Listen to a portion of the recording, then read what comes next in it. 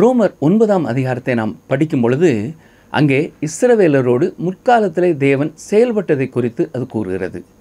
10ஆம் அதிகாரத்தை நாம் படிக்கும் பொழுது இப்பொழுது அவர் இஸ்ரவேலரோடு எப்படி செயல்பட்டு கொண்டிருக்கிறார் என்பதை அது கூறுகிறது.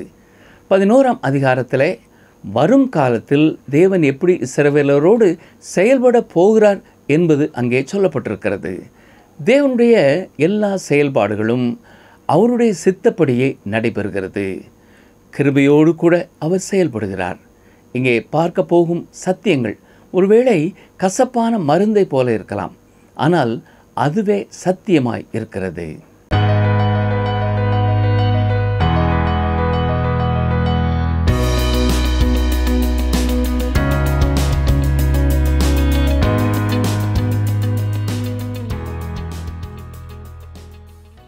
ரோமர் புத்தகத்தின் வேத பாடத்தை கற்றுக்கொள்ள காத்திருக்கும் அன்பர்களை இயேசு கிறிஸ்துவின் இன்ப நாமத்தினாலே வாழ்த்துகிறோம். நாம் கடந்த பாடத்திலே ரோமர் 8ஆம் அதிகாரம் 34ஆம் வசனங்கள் வரை கற்றுக்கொண்டோம். அந்த பாடத்திலே நாம் தேவனிடத்தில் அன்பு கூறுகிறவர்களுக்கு என்பது ஒரு உண்மையான விசுவாசியின் வாழ்க்கையை குறிக்கிறது என்றும், நீங்கள் மற்ற கிறிஸ்தவனை பகைத்து கொண்டிருக்கிற ஒருவராக இருப்பீர்கள் என்றால் தேவன் உங்களை நேசிக்கிறார் என்பதை நீங்கள் விசுவாசிப்பதிலும் நீங்களும் தேவனை நேசிப்பதிலே பிரச்சனை இருக்கும் என்றும், அழைக்கப்பட்டவர்கள் என்பது ஆண்டவர் மேலே விசுவாசம் வைத்து அவருக்கு கீழ்ப்படிந்தவர்கள், அவர்கள் தேவனுடைய சத்தத்தை கேட்டவர்கள் என்றும், பரிசுத்தமாகுதல் விசுவாசிகளுடைய வாழ்க்கையிலேயும் இருதயத்திலேயும் தேவன் செய்யும் செயலாக இருக்கிறது என்றும் கற்றுக்கொண்டோம். இன்று நாம் ரோமர் 8ஆம் அதிகாரம் 35ஆம் வசனம் முதல் 9ஆம் அதிகாரம் 3ஆம் வசனங்கள் வரை கற்றுக்கொள்ள இருக்கிறோம். இந்த பாடத்திலே கிறிஸ்தவ விசுவாசத்தை குறித்த உவமையாக என்ன கூறுகிறார்? விசுவாசிகளுக்கு எதிரான காரியங்களாக கூறப்படுவது எது? தேவனின் அருள்முறை ஆட்சியை குறித்து பவுல் கூறுவது என்ன என்பதை குறித்து ஆழமாக கற்றுக்கொள்ள தொடர்ந்து எங்களுடன் இணைந்திருங்கள். வேத ஆராய்ச்சி நிகழ்ச்சியை ஒவ்வொரு நாளும் தவறாமல் கேட்கிற அன்பான சகோதரனை சகோதரியே, உங்களை ஆண்டவராய் இயேசு கிறிஸ்துவின் நாமத்தினாலே வாழ்த்தி வரவேற்கிறோம். இன்று ரோமர் 8ஆம் அதிகாரம் 35ஆம் வசனம் முதல் சிந்திக்கப் போகிறோம். இதை நாம் சரியாக புரிந்து கொள்ளும்படியாக கடந்த நிகழ்ச்சியின் இறுதியிலே நாம் சிந்தித்த சத்தியங்களை ஒருமுறை கூட நான் ஞாபகப்படுத்த விரும்புகிறேன். ரோமர் 8ஆம் அதிகாரம் 28ஆம் வசனத்திலே பார்க்கும் பொழுது, அவருடைய தீர்மானத்தின்படி அழைக்கப்பட்டவர்களாய் தேவனிடத்தில் அன்பு கூறுகிறவர்களுக்கு சகலமும் நன்மைக்கு ஏதுவாக நடக்கிறது என்று அறிந்திருக்கிறோம் என்று பார்த்தோம். எதற்காக தேவன் நம்மை அழைத்தார்? நம் ஒவ்வொருவரையும் அழைத்ததிலே ஒரு நோக்கம் உண்டு. அதாவது, தேவன் எவர்களை முன்குறித்தாரோ அவர்களை தமது குமாரனுடைய சாயலுக்கு ஒப்பாய் இருப்பதற்கு முன்குறித்திருக்கிறார். எனவே எவர்களை முன்குறித்தாரோ அவர்களை அழைத்தும் இருக்கிறார். இவ்வாறு சொல்வதனாலே உலகத்திலே சிலரைத்தான் கர்த்தர் அழைத்திருக்கிறார் என்று சொல்ல முடியாது. அழைப்பு எல்லாரையும் நோக்கித்தான் செல்லுகிறது. இன்றைக்கும் அது அவ்வாறுதான் இருக்கிறது. யார் யார் அதற்கு கீழ்ப்படுகிறார்களோ அவர்களுடைய வாழ்க்கையிலே தேவன் தம்முடைய நோக்கத்தை நிறைவேற்றுகிறார். 30ஆம் வசனத்தை பார்த்தால், எவர்களை அழைத்தாரோ அவர்களை நீதிமான்களாக்கியும் இருக்கிறார், எவர்களை நீதிமான்களாக்கினாரோ அவர்களை மகிமைப்படுத்தியும் இருக்கிறார் என்று பார்த்தோம். இப்படிப்பட்ட காரணங்களினாலே இயேசு கிறிஸ்துவின் இரத்தத்தின் மேலே விசுவாசம் உள்ளவர்களாய் நீதிமானாக்கப்பட்டவர்களுக்கு விரோதமாக இருப்பவன் யார்? யாரும் இருக்க முடியாது. ஏனென்றால் தேவன் அப்படிப்பட்டவருடைய பட்சத்திலே இருக்கிறார்.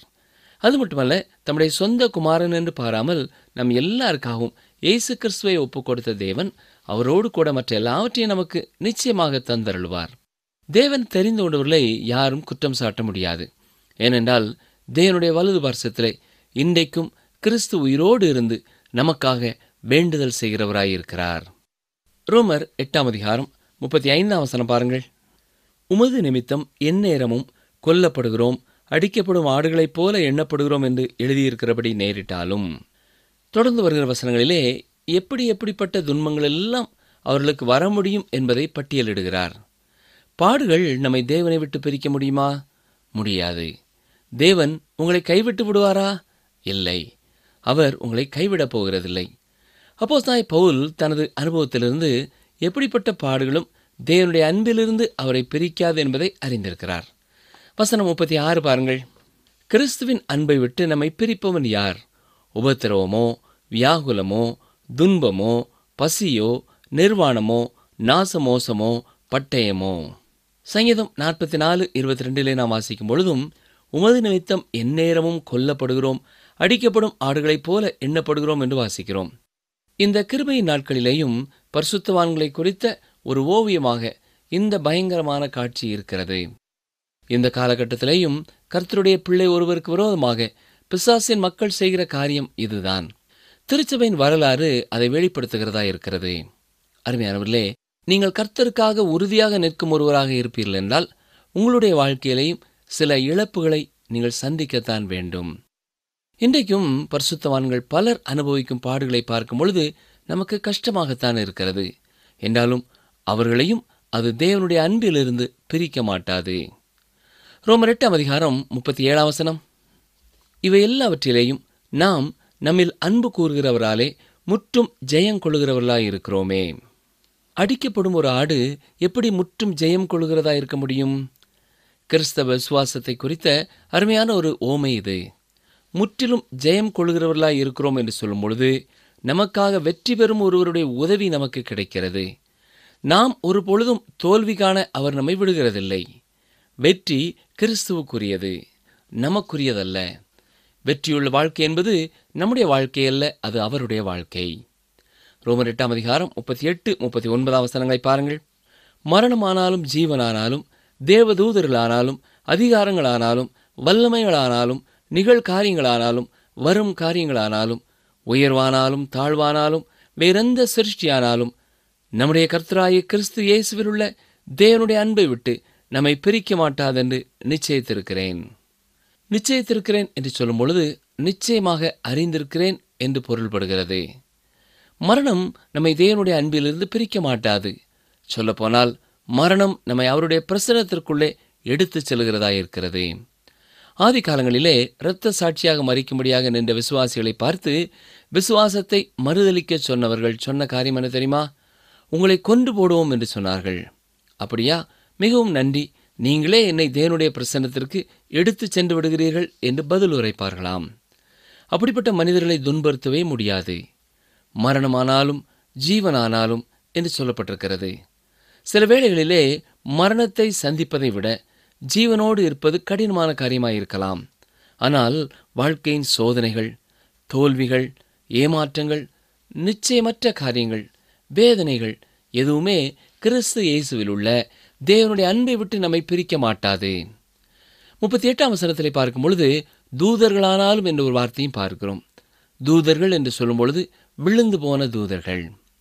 எபேசியர் 6:12 பார்ப்பது போல துரைத்தனங்களும் அதிகாரங்களும் என்று சொல்லப்படுவதையும் விசுவாசிகளுக்கு எதிரானவைகளாகவே இருக்கிறது. நிகழ்காரியங்கள் என்று சொல்லும் பொழுது நிகழ்கால சூழ்நிலைகளும் என்று பொருள்படுகிறது. வரும் காரியம் பின்னாலே நம்முடைய வாழ்க்கையிலே வரப்போகிற காரியங்களை சொல்கிறது. உயர்வானாலும் சரி தாழ்வானாலும் சரி என்று சொல்லும் பொழுது மக்கள் வானமண்டலத்திற்கும் போய் வருகிற இந்த காலத்தை குறிக்கிறது. அது மட்டுமல்ல, வேறு எந்த சிருஷ்டியானாலும் என்று சொல்லும் பொழுது வேறு எதையும் நீங்கள் சொல்ல முடியும். எப்படிப்பட்ட ஒரு காரியத்தை சொன்னாலும் அதுவும் தேவனுடைய அன்பை விட்டு உங்களை பிரிக்காது. பிரியமான சகோதரனை சகோதரியே, ரட்சிப்பு என்பது ஒரு காதல் கதை என்று சொல்லலாம். அவர் நம்மை முதலாவது நேசித்தபடியினாலே நாம் அவரை நேசிக்கிறோம். அதிலிருந்து வேறு எதுவும் நம்மை பிரிக்க முடியாது. இந்த அதிகாரத்திற்குள்ளே நாம் பிரவேசிக்கும் பொழுது எந்த குற்றச்சாட்டும் நம்மேலே இல்லை என்று நாம் தெரிந்து கொண்டோம். இப்பொழுது தேவனை விட்டு எதுவுமே நம்மை பிரிக்க மாட்டாது என்று இந்த அதிகாரத்தை நிறைவு செய்கிறோம். இவை இரண்டிற்கும் இடையிலே 28 நாம் வாசித்தது போல தேவனிடத்தில் அன்பு கூறுகிறவர்களுக்கு சகலமும் நன்மைக்கு ஏதுவாக நடக்கிறது என்று அறிந்திருக்கிறோம். இதைவிட நீங்கள் கிறிஸ்தவ வாழ்க்கையை சிறந்ததாக்க முடியுமா? இது அற்புதமான ஒன்று இல்லையா? இப்பொழுது நாம் ரோமர் 9 பிரவேசிக்கிறோம். ரோமர் நிருபத்தின் முக்கியமான 2வது பகுதிக்குள்ளே வருகிறோம். ரோமர் 1 முதல் 8 வரை அடிப்படை கொள்கைகளை குறித்த விவரங்களை சிந்தித்தோம். ரோமர் 9 முதல் 11 வரை தேவனின் அருள்முறை ஆட்சியை குறித்து பார்க்கிறோம். ரோமர் 12 முதல் 16 வரை விசுவாசிகளாக நம்முடைய பொறுப்புகளை குறித்து சொல்லப்பட்டிருக்கிறது. ரோமர் 8 விசுவாசத்திற்கு முக்கியத்துவம் கொடுக்கப்பட்டிருந்தது. இப்பொழுது ரோமர் 9 முதல் 11 அதிகாரங்களிலே நம்பிக்கைக்கு முக்கியத்துவம் கொடுக்கப்படுகிறது. 12 முதல் 16 வரை அன்பை முக்கியத்துவப்படுத்தி கூறுகிறார். இது நாம் ரோமர் நிருபத்தை மற்றுமொரு விதமாய் பார்க்கும் ஒரு காரியமாகும். ரோமர் நிருபத்தின் முதல் பகுதி ரட்சிப்பை குறித்து பேசுகிறது. இரண்டாவது பகுதி கர்த்தருக்காக நாம் எப்படி பிரித்தெடுக்கப்பட்டவர்களாய் இருக்கிறோம் என்பதை குறித்து கூறுகிறது. மூன்றாவது பகுதி கர்த்தருடைய பிள்ளைகளாக இந்த உலகத்தில் எப்படி நாம் பணிவிடை செய்ய வேண்டும் என்பதை சொல்கிறது. முதல் 8 அதிகாரங்களிலேயும் மிக தெளிவாக ரட்சிப்பை குறித்து கூறினார். எல்லாரும் பாவம் செய்து தேவ மகிமையற்றவர்களானபடினாலே இயேசு கிறிஸ்துவை விசுவாசிப்பதன் மூலமாக மட்டுமே ரட்சிப்பு என்பதை எல்லாருக்கும் அடிப்படையாக்கினார். இப்பொழுது இரண்டாவது காரியத்தை அப்போஸ்தலனாகிய பவுல் கூறப்போகிறார். சிலர் இந்த பகுதியை பின்னாலே சேர்க்கப்பட்டது என்று சொல்கிறார்கள். இன்னும் சிலர் இதன் முக்கியத்துவத்தை எடுத்து கூறுகிறதில்லை. ஆனால் இது இந்த இடத்திலே இருப்பது சிறந்த ஒரு காரியம். ரோமர்கள் நிருபத்திலே ஆரம்பம் முதல் முடிவு வரைக்கும் ஒரு நல்ல தொடர்ச்சியை நாம் பார்க்க முடியும். 9 முதல் 11 அதிகாரங்களையும் ரோமர் நிருபத்திலிருந்து எடுக்க முடியாது. இங்கே பவுலுடைய தனிப்பட்ட அனுபவத்தை குறித்து பார்க்கிறோம். ரோமர் நிருபம் அப்போஸ்தலனாகிய பவுலுடைய தலையிலிருந்தும் கலாத்தியருக்கு எழுதிய நிருபம் அவருடைய இருதயத்திலிருந்தும் வந்தது என்று சொல்லலாம். இருந்தாலும் பவுல் அப்போஸ்தலனுடைய இருதயம் திறந்திருப்பதை ரோமர் 9 அதிகாரத்தின் துவக்கத்திலே பார்க்கலாம். மட்டுமல்ல, இந்த முழு பகுதியிலேயும் நாம் பார்க்க முடியும். 8வது அதிகாரம் நிறைவடையும் பொழுது மிக உற்சாகமாக சந்தோஷமாக கர்த்தராகிய இயேசு கிறிஸ்துவில் உள்ள தேவனுடைய அன்பை விட்டு எதுவும் நம்மை பிரிக்க மாட்டாது என்று நிறைவடைந்தது. ஆனால் 9 அதிகாரத்தின் ஆரம்பத்திலே ஒரு துக்க தொனி தெரிகிறது. காரணம், அவர் சொல்ல போகிற கருத்து மிக வித்தியாசமானது. இரண்டாவதாக சரித்திர பிரகாரமாக பார்ப்போம் என்றாலும் பவுலுடைய காலத்திலே இருந்த குறிப்பிடத்தக்க ஒரு பிரச்சனையை இது சுட்டி காட்டுகிறது. இதை கருத்திலே கொள்ளாமல் இந்த பகுதியை நாம் விளங்கி கொள்ள முடியாது. இந்த காலத்திலே திருச்சபையிலே யூதர் அல்லாதவர்களே அதிகமாய் இருக்கிறார்கள். யூதர்கள் பின்னணியத்திலே மறக்கப்பட்டவர்களாய் இருக்கிறார்கள். சிலர் என்ன எண்ணுகிறார்கள்? பழைய ஏற்பாட்டிலே தேவன் சொன்ன வாக்குத்தத்தங்கள் திருச்சபையிலே நிறைவடைந்து விட்டது என்று சொல்லுகிறார்கள். இஸ்ரவேல் தேசத்தோடு தேவன் செயல்பட்டு முடித்து விட்டார் என்று கூறுகிறார்கள். ஆனால் தேவன் இன்னமும் இஸ்ரவேல் தேசத்தோடு செயல்பட்டு முடிக்கவில்லை. எருசலேமிலே ஆதிகால திருச்சபையிலே யூதேயாவிலே யூதர் அல்லாத யாரையும் தன்னுடைய திருச்சபையிலே அவர்கள் சேர்த்துக் கொள்ளவில்லை. அப்போஸ்தலர் 21 அதிகாரம் 20 வசனத்திலே இதை குறித்து நீங்கள் பார்க்கலாம். அவர்கள் இயேசுவை மேசியா என்று ஏற்றுக்கொண்டார்கள். ஆனாலும் பழைய ஏற்பாட்டின் எந்த பழக்க வழக்கங்களையும் நம்பிக்கையையும் அவர்கள் விட்டுவிடவில்லை. அருமையானவர்களே, தேவன் இஸ்ரவேலரோடு செயல்பட்டு முடித்து விட்டார் என்று எண்ணுவது மிக குறுகிய ஒரு கண்ணோட்டமாகும். இதை குறித்து பவுல் என்ன சொல்கிறார் தெரியுமா? ரோமர் 11:1 பாருங்கள். இப்படி இருக்க தேவன் தம்முடைய ஜனங்களை தள்ளிவிட்டாரோ என்று கேட்கிறேன். தள்ளிவிடவில்லையே, நானும் ஆபிரகாமின் சந்ததியிலும் பென்யமீன் கோத்திரத்திலும் பிறந்த இஸ்ரவேலன் என்கிறார். தேவன் இஸ்ரவேல் ஜனங்களுக்கு கொடுத்த வாக்குத்தத்தங்களை அவர் அந்த தேசத்திற்கு நிறைவேற்றப் போகிறார் என்பதை காண்பிக்கப் போகிறார். அது மட்டுமல்ல, திருச்சபைக்கும் கர்த்தர் சில வாக்குத்தத்தங்களை கொடுத்திருக்கிறார். இப்பொழுது யூதரிலிருந்தும் கிரேக்கரிலிருந்தும் சிலரை தேவன் அழைத்து எடுத்து திருச்சபையை நியமிக்கிறார். இந்த முடிவைத்தான் எருசலேமிலே கூடிய குழுவும் அப்போஸ்தலர் 15 அதிகாரத்திலே எடுத்தது. சற்றே கவனியுங்கள். அப்போஸ்தலர் 15:13 முதல் 18 வரை வாசிக்கிறேன். அவர்கள் பேசி முடித்த பின்பு யாக்கோபு அவர்களை நோக்கி, சகோதரரே, எனக்கு செவி கொடுங்கள். தேவன் புறஜாதிகளினின்று தமது நாமத்திற்காக ஒரு ஜனத்தை தெரிந்து கொள்ளும்படி முதல் அவர்களுக்கு கடாட்சி தருளின விதத்தை சிமியோன் விவரித்து சொன்னாரே. அதற்கு தீர்க்கதரிசிகளுடைய வாக்கியங்களும் ஒத்திருக்கிறது. எப்படினில் மற்ற மனுஷரும் என்னுடைய நாமம் தரிக்கப்படும் சகல ஜாதிகளும் கர்த்தரை தேடும்படிக்கு நான் இதற்கு பின்பு திரும்பி வந்து விழுந்து போன தாவீதின் கூடாரத்தை மறுபடியும் எடுப்பித்து அதிலே பழுதாய் போனவைகளை மறுபடியும் சீர்படுத்தி அதை செவ்வையாக நிறுத்துவேன் என்று இவைகளை எல்லாம் செய்கிற கர்த்தர் சொல்கிறார் என்று எழுதியிருக்கிறது. உலக தோற்றம் முதல் தேவனுக்கு தம்முடைய கிரியைகள் எல்லாம் தெரிந்திருக்கிறது. யாக்கோபு இங்கே மிக தெளிவாக தேவன் தனக்கென்று ஒரு கூட்ட மக்களை அழைத்திருக்கிறார் என்பதை சொல்கிறார். இந்த பணியை தேவன் செய்து முடித்த பின்னர் திருச்சபையை இந்த உலகத்திலிருந்து அவர் எடுத்துக்கொள்வார். பின்னர் இஸ்ரவேலை நோக்கி அவர் திரும்புவார். அந்த குறிப்பிட்ட காலகட்டத்திலேயும் அவர் யூதர் அல்லாத மக்களோடு செயல்பட்டு முடிக்கவில்லை. ரட்சிக்கப்பட்ட புறஜாதியான மக்களும் இஸ்ரவேலரோடு ராஜ்யத்திற்குள்ளே பிரவேசிப்பார்கள். தேவன் தம்முடைய ராஜ்யத்தை பூமியிலேயே நிறுவுவார். இந்த சரித்திர உண்மையையும் நாம் புறக்கணிக்க முடியாது. 9, 10, 11 அதிகாரங்களை குறித்த கொள்கை அடிப்படையிலான சத்தியங்களை நாம் பார்ப்போம் என்றால், தேவன் நம்மை பிரித்தெடுத்திருக்கும் நோக்கத்தை நாம் தெளிவாக பார்க்கலாம். முதல் 8 அதிகாரங்களிலே கிருபையிலிருந்து மகிமை வரைக்கும் நாம் சிந்தித்தோம். பாவம், ரட்சிப்பு, கர்த்தருக்காக பிரித்தெடுக்கப்பட்ட அனுபவத்தை குறித்து பார்க்கிறோம்.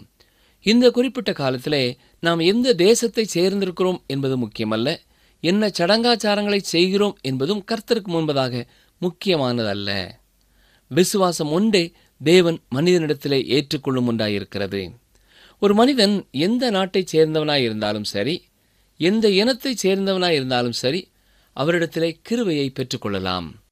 பழைய ஏற்பாட்டிலே ஏற்படுத்தின வேறுபாட்டை இங்கே சமப்படுத்துவது போல தெரியலாம். ரோமர் 11:1 என்ன சொல்கிறார்? தேவன் தம்முடைய ஜனங்களை தள்ளிவிட்டாரோ? இல்லை என்பதுதான் பதில். ஆரம்பத்திலே இந்த நிருபத்திலே பவுல் சொல்லும் பொழுது 1 அதிகாரம் 16 வசனத்திலே முன்பு யூதரிலும் பின்பு கிரேக்கரிலும் என்று சொல்லியிருக்கிறார். கால வரிசைப்படி பார்ப்போம் என்றால் முதலாவது அது யூதர்களுக்குத்தான் கொடுக்கப்பட்டிருந்தது. ரோமர் 9 முதல் 11 அதிகாரம் வரை உள்ள பகுதி மிக முக்கியமானது.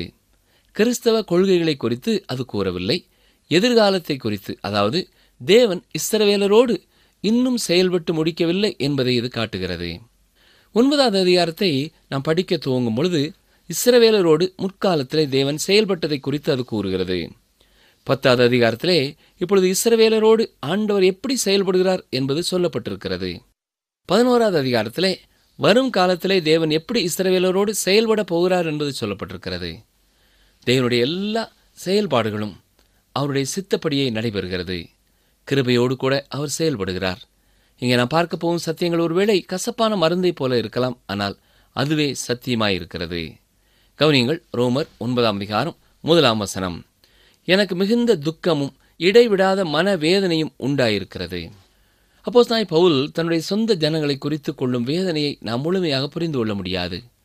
தொடர்ந்து யூதர்கள் கிறிஸ்தவர்களை துன்பப்படுத்தியதின் மத்தியிலே அவர் எவ்வளவு பொறுமையாயிருந்தார் என்று நாம் பார்க்கிறோம். கிறிஸ்துவை குறித்தும் கிறிஸ்தவத்தை குறித்தும் அவர்கள் என்ன நினைத்தார்கள் என்பதை அவர் அறிந்திருந்தார். ஏனென்றால் அவரும் ஒரு காலத்திலே அப்படித்தான் எண்ணிக்கொண்டிருந்தார். ஒரு பரிசேயனாக, ஒரு தலைவனாக தான் கிறிஸ்துவண்டை வந்தது போல அவர்கள் எல்லாரும் கிறிஸ்துவண்டை வரவேண்டும் என்று தான் வாஞ்சித்தார். நான் சொல்லுகிறது பொய்யல்ல, கிறிஸ்துவுக்குள் உண்மையை சொல்கிறேன் என்று பரிசுத்த ஆவிக்குள் என் மனசாட்சியும் எனக்கு சாட்சியாய் இருக்கிறது என்று 2வது வசனத்திலே சொல்கிறார். இந்த நிருபத்தை அவர் எழுதும் காலகட்டத்திலே ஞாபகம் இருக்கிறதா? தன் சொந்த ஜனங்களுக்கும் அவர் விரோதியாய் இருக்கிறார் என்று குற்றம் சாட்டப்பட்டவராய் இருந்தார். அப்போஸ்தலர் நடபடிகளின் புத்தகம் 23 அதிகாரம் 12 வசனத்தை பாருங்கள். விடியற்காலமான போது யூதரில் சிலர் ஒருமித்து தாங்கள் பவுலை கொலை செய்யும் அளவும் புசிப்பதுமில்லை குடிப்பதுமில்லை என்று சபதம் பண்ணி கொண்டார்கள். எனவேதான் மிக உறுதியாக நான் சொல்வது பொய்யல்ல, உண்மையைத்தான் சொல்கிறேன் என்று கூறுகிறார். ரோமர் 9 அதிகாரம் 3 வசனம். மாம்சத்தின்படி என் இனத்தராகிய என் சகோதரருக்கு பதிலாக நானே கிறிஸ்துவை விட்டு சபிக்கப்பட்டவனாக வேண்டும் என்று விரும்புவேனே. இவர் சொல்வது புரிகிறதா? உலக பிரகாரமாக என்னுடைய சொந்த மாம்சமாய் இருக்கிறவர்கள், அதாவது யூதர்கள் எல்லாரும் ரட்சிக்கப்பட்டு நான் ஒருவன் சபிக்கப்பட்டால் கூட, கர்த்தரை அறியாமல் போனால் கூட பரவாயில்லை என்பது போல சொல்லுகிறார். உண்மையாக அப்படி செய்யப்பட முடியாது என்றாலும் அவருடைய இருதயத்தின் வாஞ்சையை இது வெளிப்படுத்துகிறது. அங்கே அவர் சொல்வது என்ன? ஒரு காலத்திலே என்னுடைய எல்லா சகோதரர்களைப் போல நானும் தேவனை விட்டு தூரமாக இருந்தவன்தான். நான் கிறிஸ்துவை விட்டு சபிக்கப்பட்டவனாக வேண்டுமென்று விரும்பினாலும் அது முடியாத காரியம். ஆனால் அவர்கள் ஒவ்வொருவரும் கிறிஸ்துவை அறிந்து கொள்ள வேண்டும். நான் இருப்பது போல அவர்களும் கிறிஸ்துவோடு கூட ஐக்கியப்பட வேண்டுமென்றே தன்னுடைய வாஞ்சையை வெளிப்படுத்துகிறார். ஒரு வேத பண்டிதர் சொல்லும் பொழுது மோசேயினுடைய வாழ்க்கையிலையும் பவுல் அப்போஸ்தலனுடைய வாழ்க்கையிலையும் இருந்த அன்பை நாம் அளவிட முடியாது என்று கூறுகிறார். ஞாபகம் இருக்கிறதா? யாத்ராகமம் 32 அதிகாரத்திலே 31, 32 வசனங்களிலே மோசே இவ்வாறு சொல்லியிருக்கிறார். கவனிங்கள், மோசே கர்த்தரிடத்திற்கு திரும்பி போய், ஐயோ, இந்த ஜனங்கள் பொன்னினால் தங்களுக்கு தெய்வங்களை உண்டாக்கி மகா பெரிய பாவம் செய்திருக்கிறார்கள். ஆயிலும் தேவரீர் அவர்கள் பாவத்தை மன்னித்தருளுவீரானால் மன்னித்தருளும், இல்லாவிட்டால் நீர் எழுதின உம்முடைய புஸ்தகத்திலிருந்து என் பெயரை கிறுக்கி போடும் என்றான். பிரியமான சகோதரனை சகோதரியே, இதுதான் தன் சொந்த ஜனங்கள் மேலே உள்ள பாரத்தை வெளிப்படுத்தும் வார்த்தைகள். மோசேயும் இஸ்ரவேல் ஜனங்களை அவ்வளவாய் நேசித்தார். பவுலும் யூத ஜனங்கள் ரட்சிக்கப்பட வேண்டும் என்ற பாரத்தோடு கூட இருந்தார். எனவேதான் தன்னுடைய பெயர் புஸ்தகத்திலிருந்து கிறுக்கப்பட்டு போனாலும் அவர்கள் எல்லாரும் ரட்சிக்கப்பட்டால் போதுமே, தான் ஒருவன் சபிக்கப்பட்டவனாக எண்ணப்பட்டாலும் எல்லாரும் மீட்கப்பட்டால் போதுமே என்று மோசேயும் பவுலும் துக்கிக்கிறதை பார்க்கிறோம். அருமையானவர்களே, நம்முடைய வாழ்க்கையிலே நம்மை சுற்றி இருக்கிற மக்களை குறித்த பாரம் நமக்கு எவ்வளவு இருக்கிறது என்பதை சற்றே எண்ணி பார்ப்போம். இன்று ஒவ்வொரு நாளும் நம்மை சுற்றி எத்தனை மக்கள் கிறிஸ்துவின் அன்பை ருசிக்காமல் மரணத்திற்குள்ளே கடந்து செல்கிறார்கள். அவர்களை குறித்த அக்கறை நமக்கு உண்டா? ஐயோ, அவர்கள் கர்த்தரை அறிந்து கொள்ளவில்லையே, நித்திய வாழ்க்கையை கண்டுகொள்ளவில்லையே என்ற துக்கம் நம்மை தாக்குகிறதா இருக்கிறதா? அந்த துக்கம் நமக்கு உண்டாயிருக்கும் என்றால் அதை குறித்து நாம் செயல்படுகிறவர்களாக இருப்போம். இந்த நிகழ்ச்சியை கேட்டுக்கொண்டிருக்கிற சிலருடைய வாழ்க்கையிலே அந்த துக்கத்தை நாங்கள் கண்டிருக்கிறோம். அதற்காக கர்த்தரை துதிக்கிறோம். எங்கள் குடும்பத்தில் உள்ள ஒவ்வொருவரும் ரட்சிக்கப்பட வேண்டும் என்று பாரத்தோடு கண்ணீரோடு அவர்கள் எழுதுகிற கடிதங்கள் உண்டு. மட்டுமல்ல, இன்னும் சிலர் இவ்வளவு மேன்மையான கர்த்தருடைய வார்த்தைகளை எத்தனை பேர் இன்னமும் கேட்கவில்லையே, அவர்கள் எப்படியாவது கேட்டு கர்த்தரை அறிந்து கொள்ள வேண்டுமே என்ற வாஞ்சியோடு பற்பல விதமாய் செயல்படுகிறார்கள். அதே வேளையிலே எத்தனை முறை இந்த கர்த்தருடைய வார்த்தைகளை கேட்டாலும் தாங்கள் மட்டுமே அதை சொந்தமாக்கி கொண்டு தேவனை குறித்து அறியாதவர்கள், அறிந்து கொள்ள வேண்டுமென்ற எண்ணமற்றவர்களாய் இருப்பவர்களும் உண்டு. ஒருவேளை இதுவரைக்கும் நீங்கள் மற்றவருடைய ரட்சிப்பை குறித்து கருத்தற்றவர்களாய் இருப்பீர்கள் என்றால் இன்றே அதை குறித்து நீங்கள் கருத்துள்ளவர்களாக மாற உங்களை அர்ப்பணியுங்கள். பவுலை போல, மோசையைப் போல உங்கள் சொந்த ஜனங்களுக்காக பாரப்படுங்கள். என்னுடைய குடும்பம் ரட்சிக்கப்பட வேண்டும், என்னுடைய கிராமம் ரட்சிக்கப்பட வேண்டும், என்னோடு படிக்கிறவர்கள் ரட்சிக்கப்பட வேண்டும், என்னோடு வேலை செய்கிறவர்கள் ரட்சிக்கப்பட வேண்டும், என்னுடைய தேசம் ரட்சிக்கப்பட வேண்டும் என்ற அக்கறையும் பாரமும் நமக்கு இருக்கும் என்றால் நாம் அமைதியாயிருக்க மாட்டோம். மற்றவர்களுக்கு கர்த்தரின் அன்பை நாம் எடுத்துச் சொல்கிறவர்களாயிருப்போம். மற்றவர்கள் கர்த்தருடைய வார்த்தைகளை அறிந்து கொள்வதற்கான வாசல்களை திறந்து கொடுக்கிறவர்களாய் இருப்போம். அழிந்து போகிற ஆத்மாக்களுக்காக 2 பேர் 3 பேராய் சேர்ந்து நாம் கூடி கூடி ஜெபிக்கிறவர்களாய் மாறுவோம். நேரம் கிடைக்கும் பொழுதெல்லாம் கர்த்தருக்காக நான் எதையாவது செய்ய வேண்டுமே என்று ஓடி ஓடி சுவிசேஷத்தை அறிவிப்போம். உலக பணிகளிலே நான் எப்பொழுது ஓய்வு பெறுவேன், என்னுடைய இறைவனின் பணியை நான் முழு மனதோடு முழு நேரமாக செய்வேன் என்று காத்திருப்போம். அப்படிப்பட்ட எண்ணத்தோடு நீங்கள் இருப்பீர்கள் என்றால் மோசையைப் போல, பவுலைப் போல ஆத்ம பாரமுள்ளவர்களாய் இருக்கிறீர்கள் என்பதிலே சந்தேகமில்லை. கர்த்தர் உங்களுடைய ஆத்ம பாரத்தை பார்த்து நீங்கள் வாழ்கிற சூழ்நிலையிலேயே கர்த்தருடைய பணியை நிறைவேற்றுவதற்கான வாய்ப்புகளை அவரே உங்களுக்கு திறந்து கொடுப்பார். தொடர்ந்து செல்லுங்கள். கிறிஸ்துவுக்காக அநேக ஆத்துமாக்களை ஆதாயம் செய்யுங்கள். அன்பர்களே, இந்த நாளிலும் நாம் கற்றுக்கொண்டது என்ன? நீங்கள் கர்த்தருக்காக உறுதியாக நிற்கும் ஒருவராக இருந்தால் நீங்களும் சில இழப்புகளை சந்திக்கத்தான் வேண்டும். மரணம் தேவனை விட்டு நம்மை பிரிக்காது. அது நம்மை கர்த்தருடைய பிரசன்னத்திற்குள்ளே எடுத்து செல்கிறதாக இருக்கிறது. தேவன் இன்னமும் இஸ்ரவேல் தேசத்தோடு செயல்பட்டு முடிக்கவில்லை. விசுவாசம் ஒன்றே தேவன் மனிதனிடத்திலே ஏற்றுக்கொள்ளும் ஒன்றாக இருக்கிறது. மீண்டும் அடுத்த நிகழ்ச்சியிலே சந்திப்போம். கர்த்தர் உங்களை ஆசீர்வதிப்பாராக. ஒருவன் தேவ பக்தியுள்ளவனாயிருந்து அவருக்கு சித்தமானதை செய்தால் அவனுக்கு செவி கொடுப்பார். யோவான் 9:31 பின்பாகம்.